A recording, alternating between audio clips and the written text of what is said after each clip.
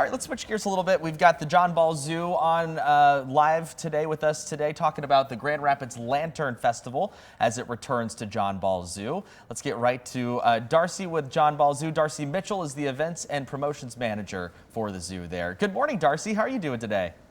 Good morning, I'm great. Good. Thank you so much for being with us. Can you kind of give us a quick overview? If we don't know what Lantern Festival is, what is it and why should people be getting excited for it at John Ball Zoo? Yeah, so the Lantern Festival is back for its third annual year. We're so excited for spring to be here, and with spring comes the Lantern Festival. So it's a 1 mile roughly walk through the perimeter of the zoo at night. And it features hundreds of these really beautiful works of art that are celebrating the connection of wildlife and Asian culture. So it's a really unique experience. There's lots of lights, lots of moving parts, bubbles, fog, some really, really cool things that you can see and experience and interact with while you're at the zoo. But then you can also learn a little bit about the wildlife that we are actively working at the zoo to restore to its natural habitat.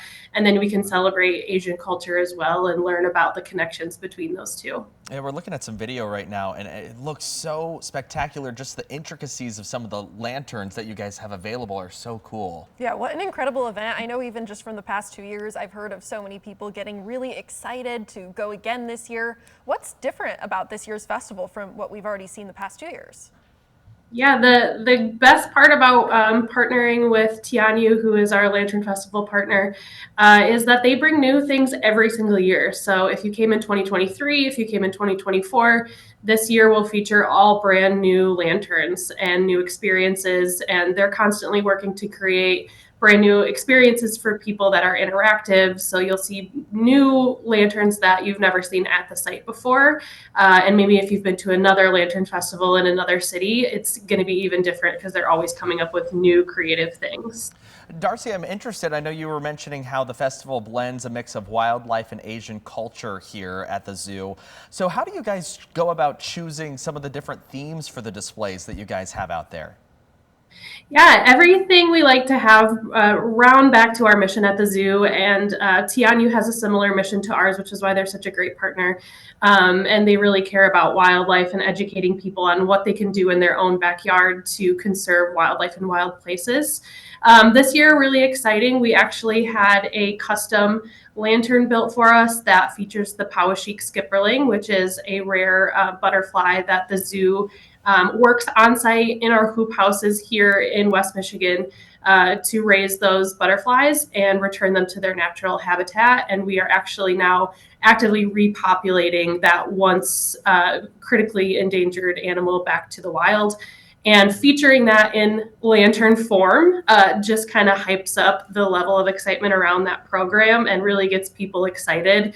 And they're able to see it in a larger than life version. And then there'll be a little informational sign about the work that we're doing as well. So just the more people that we can get here, the different demographics that come to the Lantern Festival, the more that we can get them to learn and care about the work that we're doing is great. Yeah, that's pretty cool. I mean, you're not only repopulating, but also kind of giving people a little bit of an educational experience about how that works through the lanterns. That's awesome. Yeah, absolutely. Going through, being able to see the lanterns and also kind of learning along the way about the animals that are there. But are there any other educational elements for visitors? Yeah, there's plenty to see. So you won't see actual animals at the zoo that night that you come because we like to keep them on their normal schedule, which for a lot of them means they go inside and go to bed for the night. Yeah, they need a rest too, right?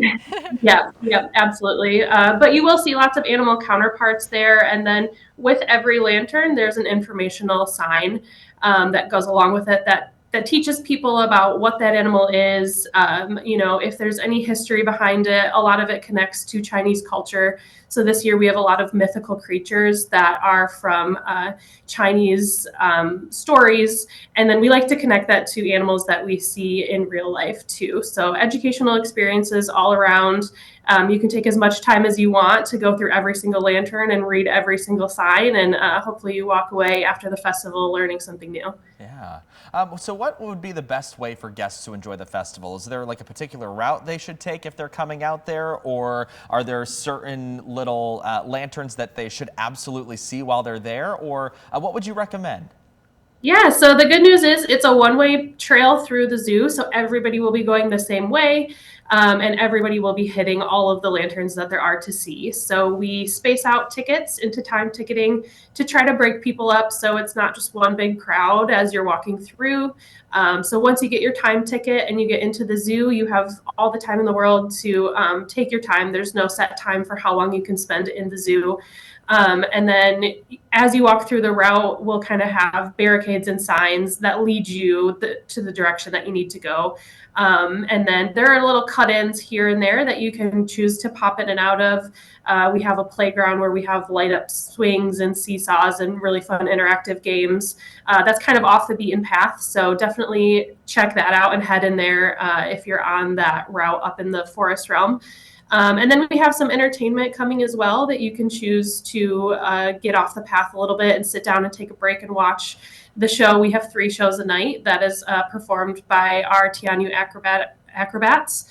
And you can pop into one of those, and then just little experiences along the way, like food and beverage. You can kind of go at your own pace and rejoin the crowd and rejoin the route whenever you feel the need to. But there's a pretty good chance you'll see mostly everything on that one-way trail. All right, so great. That's good news. I would guess people will get a pretty good show when they get out there. Yeah, definitely. It sounds like there's a couple of options to choose your own adventure, get a couple of additional experiences. How long is the trail all in all, and how long does that usually take for people to walk through?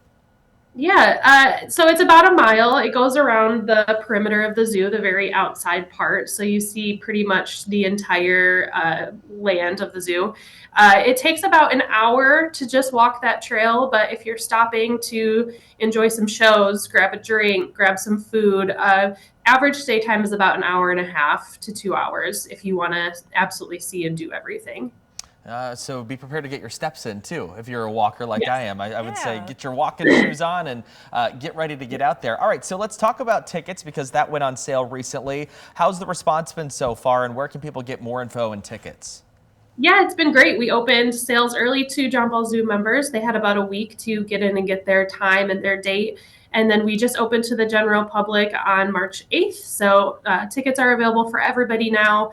I highly recommend going and getting your tickets beforehand. We, in the past, have been known to sell out of dates once we get into May. So definitely recommend getting that beforehand. And then, like I said, choose your time that you'd like to come. I always recommend trying to come earlier in the spring because it gets dark a little bit earlier than once we get into May and June. So you really get the full experience. The lanterns look amazing when it's really, really dark outside.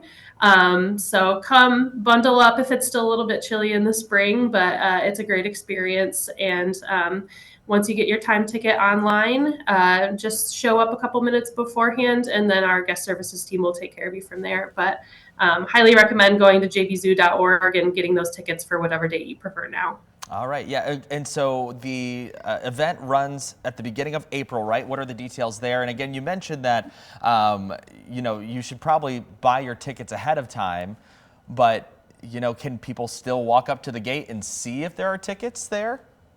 Yep. So the whole festival runs April 9th through June 15th. We do Wednesday through Sunday nights for the first 6 weeks. And then for the last 4 weeks of the festival, we will open up Tuesday nights just because we tend to sell out the closer we get to June. If we have tickets available, you are still welcome to come to the guest services ticket windows and buy your tickets on site. We just can't guarantee that there will be availability once you get here. So in order to avoid driving here, going through the parking lot, getting out and getting to the gate and then potentially being disappointed, highly recommend that you come and get your tickets ahead of time. Yeah, don't be disappointed. Get there and get your tickets online before you can. Because, I really, really want to get out to the Lantern Festival. So I think I'm going to try to. And Darcy, we really do appreciate your time to give us some information about what to expect. Thank you very much. Yeah, of course. Thanks for having me. All right, it's 9:45. We'll be back after a quick break.